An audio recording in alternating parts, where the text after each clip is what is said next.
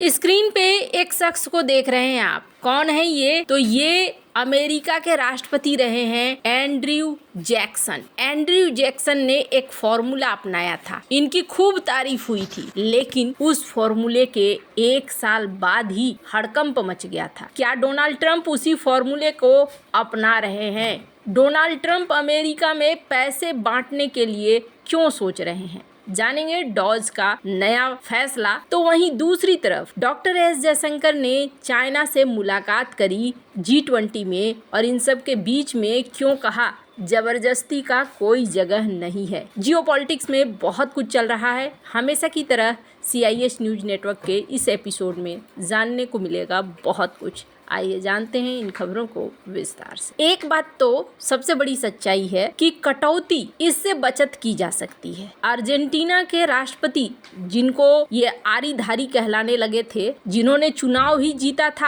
आरी के बल पर, उन्होंने इस चीज को कर दिखाया है अर्जेंटीना में। अभी हाल ही में ये एलन मस्क से मिले। स्क्रीन पर आप ये वीडियो देख सकते हैं उनका।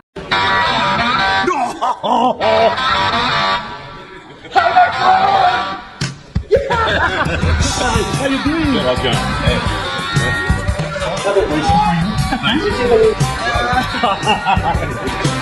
On the day I was born, let's all gather around. You good? Oh, that's cool. Let's spoke up to leave this world. Look at me. I was bad to the bone.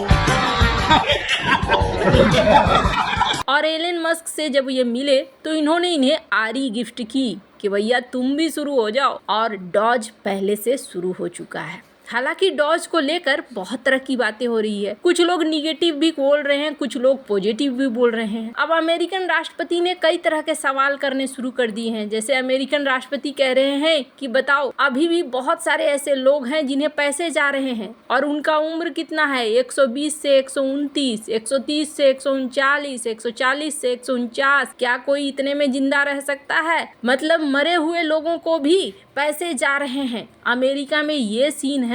बहुत सारे जगह पर इस तरह की चीजें हैं जिसमें हमारा पैसा खर्च पे खर्च होता जा रहा है। $36 ट्रिलियन हमारे ऊपर कर्जा है। इसलिए हमें डॉज के कामों को समर्थन देने की जरूरत है। डॉज क्या कर रहा है? डॉज कटौती कर रहा है। और डॉज का लक्ष्य क्या है? डॉज का लक्ष्य है कि कम से कम हम $2 ट्रिलियन की कटौती करेंगे साल 2026 तक। हालांकि जो अमेरिका के रक्षा मंत्री हैं, उन्होंने भी बयान दिया है। स्क्रीन पर इस वीडियो को आप सुन सकते हैं। Now, the legacy media has, of course, a different agenda. You see the same clickbait headlines that I do. Time after time, the media distorts good news stories or often just gets them flat wrong. In many cases, well, in most cases, they have an agenda. Other times, they are just lazy, as they often are, and they don't take time to actually understand the facts. I encourage you to take that media, those negative reports about important decisions that we're making at the department, with a gigantic grain of salt. Please. ये video हालांकि काफी लंबा है, लेकिन यहाँ पर इन्होंने media की क्लास लगानी शुरू कर दी है। इन्होंने कहा कि कुछ ऐसी मीडिया हाउसेस हैं जो डॉज को लेकर भला बुरा कह रहे हैं। उनका जो कहना है कि ये गलत कर रहे हैं, कटौती करना ठीक नहीं है, लेकिन कटौती करना सही है, क्योंकि बहुत जगह हमारा अननेसेसरी पैसा जा रहा है, जो बिल्कुल भी सही नहीं है। अमेरिका के हितों के लिए ये बिल्कुल सही नहीं। अब डोनाल्ड ट्रंप ने एक और फैसला लिया है। हालांकि ये अभी विचार ही कर रहे हैं, इसको इन्होंने जनता के सामने रखना शुरू कर दिया है। इन्होंने कहा कि $2 ट्रिलियन जो हमारा बचेगा ना, उसमें से 20% करीब $400 बिलियन हम यहाँ के टैक्स पेयर्स को दे देंगे, यानी उन करदाताओं को दे देंगे जो हमारे नागरिक हैं, यानी कि अमेरिकन को मिलेगा। कितना मिलेगा? हर एक शख्स को जो टैक्स पेयर होगा उसको करीब $5,000 मिलेंगे। 4 लाख रुपए के आसपास उसे मिलना शुरू हो जाएगा। अब ये अपने आप में एक बहुत बड़ा फैसला है। जनता तो खुश हो जाएगी कि चलो भैया, हमें मिल रहा है 4 लाख रुपए। क्या ये कभी अमेरिका के इतिहास में पहले भी हुआ है? हाँ, अमेरिका के इतिहास में पहले भी हुआ है। ये जो शख्स देख रहे हैं, नाम है इनका एंड्रयू जैक्सन, जो एक समय अमेरिका के राष्ट्रपति हुआ करते थे। और 1836 का वो दौर था जब कहा जाता था कि एंड्रयू जैक्सन कॉमन मैन के राष्ट्रपति हैं, साधारण लोगों के राष्ट्रपति हैं। इन्होंने बहुत बड़ा कारनामा करके दिखाया था। इन्होंने अमेरिका का सारा कर्जा चुकता कर दिया था और सारा कर्जा चुकता करने के बाद इनके पास पैसे सरप्लस बचने लगे थे। बॉर्डर टैक्स और भी कई सारी चीजें इन्होंने लागू करी थी। अब उन नीतियों के डिटेल में जाऊंगी तो बहुत लंबा वीडियो बन जाएगा, लेकिन इन्होंने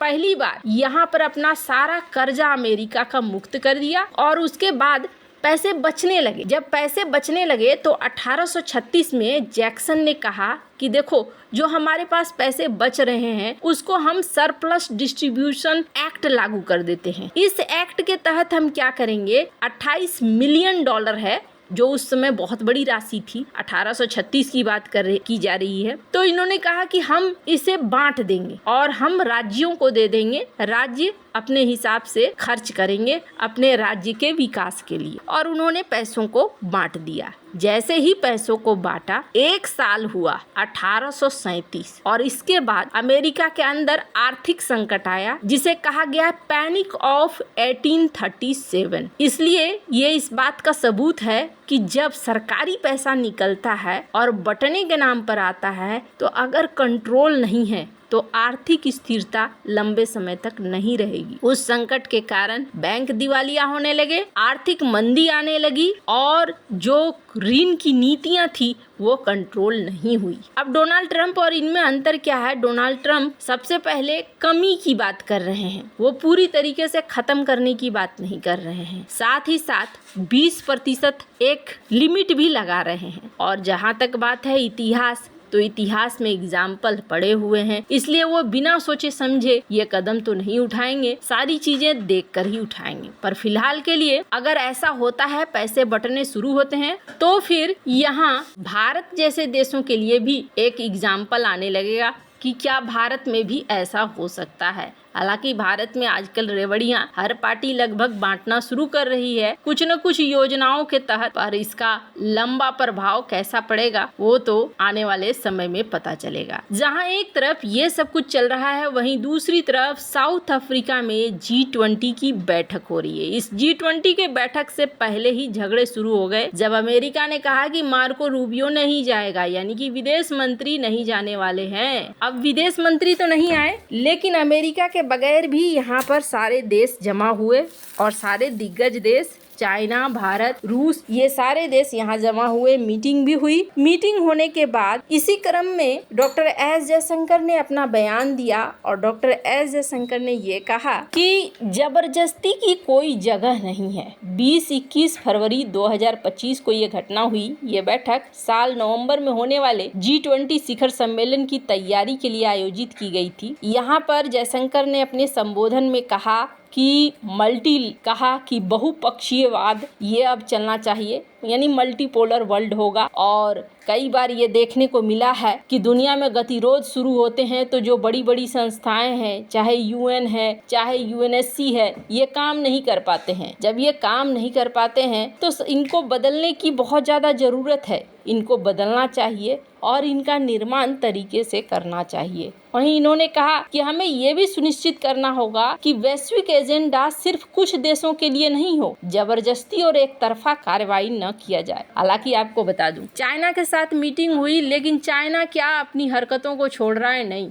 अभी चाइना ने ऑस्ट्रेलिया के तट के पास कह दिया है नो फ्लाई जोन, और ऑस्ट्रेलिया के तटों के पास अब ये युद्धाभ्यास करने लगे। कहाँ चाइना और कहाँ ऑस्ट्रेलिया? युद्धाभ्यास करने के लिए इन्हें ऑस्ट्रेलिया के स्पेशल इकोनॉमिक जोन में जाना, क्या ये सही है? ये चाइना की आक्रामकता नहीं है तो फिर क्या है? वैसे आपको क्या लगता है? इन सब मामले में आपकी क्या राय है? कमेंट कर जरूर बताएं। जल्द मिलते हैं अगली वीडियो में नई खबर के साथ।